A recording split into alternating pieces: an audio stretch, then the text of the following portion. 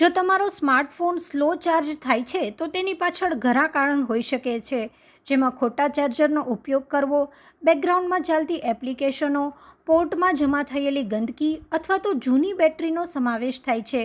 જો તમારો સ્માર્ટફોન ધીમે ધીમે ચાર્જ થાય છે તો તમે આ ટ્રીક અપનાવીને આ સમસ્યાને ઉકેલી શકો છો. ફોન ચાર્જ કરતી વખતે નેટ ઓફ કરી દેવું. નેટ ચાલુ કરવાથી ચાર્જિંગ સ્લો થઈ જાય છે.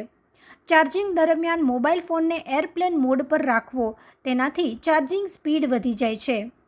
ફોનને ઝડપથી ચાર્જ કરવા માટે તમારી એવી એપ્સને બંધ કરી દો કે ડિસેબલ કરી દો જે બેટરીનો વધારે ઉપયોગ કરતી હોય.